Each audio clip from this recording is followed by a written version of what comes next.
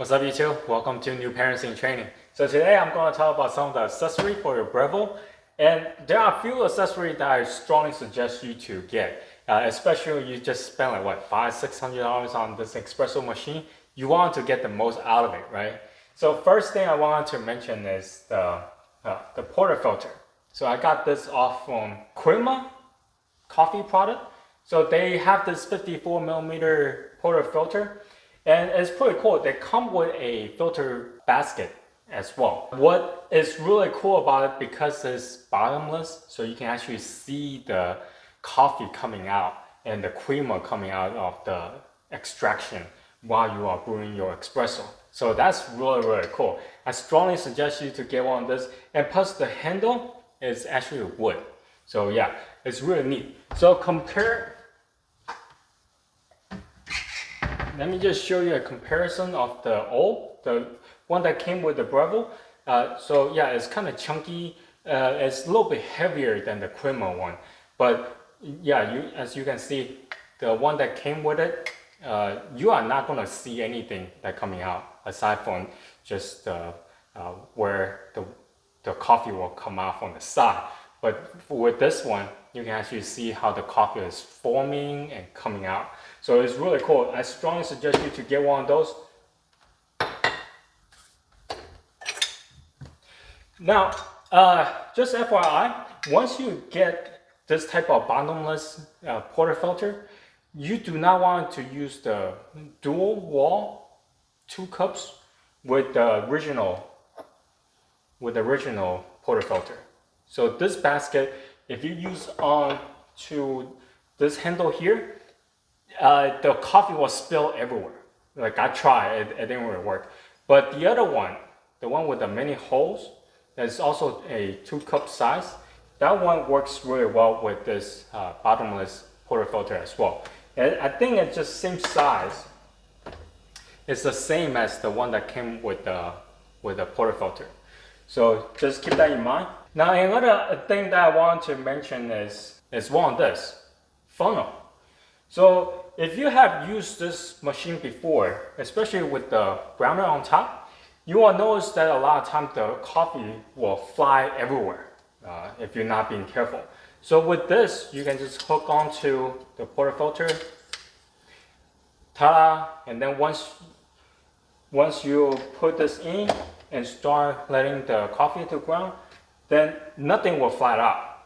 So I have been using this for some time now, and none of the coffee have been coming out. So it's been really good. For one thing, you don't want to waste your coffee. For another, you don't want to have a mess, right? And once that your coffee is already in there, you can still use your temper to temp it down, even with the funnel still attached to the portafilter. So that's another plus. Now, once you're done tamping, then you just twist and comes right off. This has a pointer, a directional pointing thing. So this will hit toward the button here. So make sure that always face forward. Now, another accessory that is sort of must-have is this knot box. So I have seen many different type of knot box online before, but the Breville one is really cool. Now, for one thing, the body and the basket can be separated. So like so.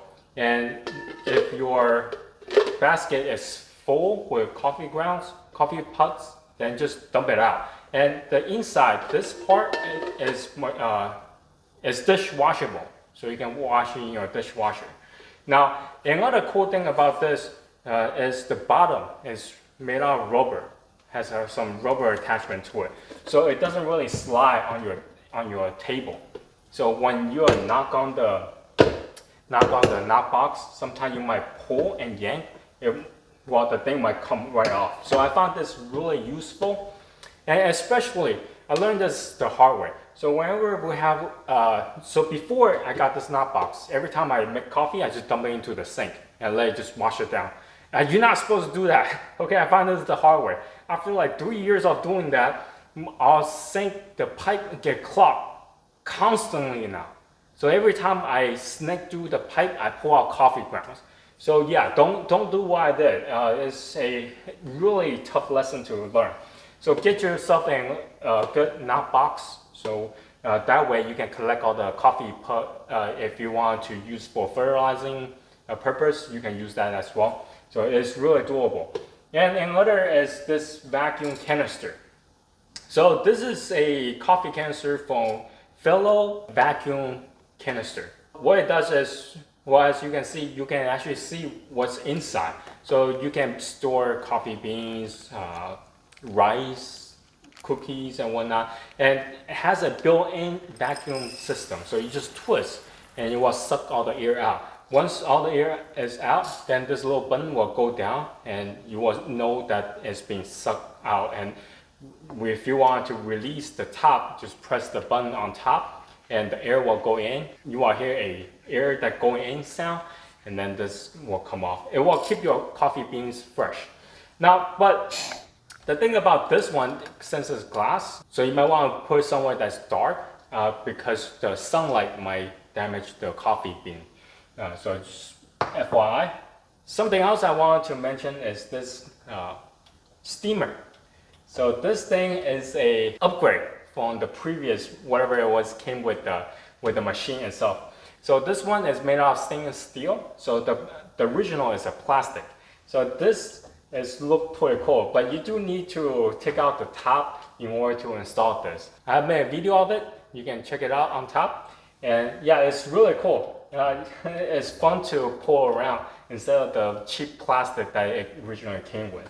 And lastly, I mean, you can always pour your coffee into a mug or a cup and whatnot. But I found the double wall cup this actually is really cool. Not only like when the coffee drip in, you will see the creamer foaming on top, but at the same time, since it's double watered, it will not be hot to the touch. So when you are sipping your espresso, this will keep the coffee not only warm, but you can actually handle on your hands without it burning your hands.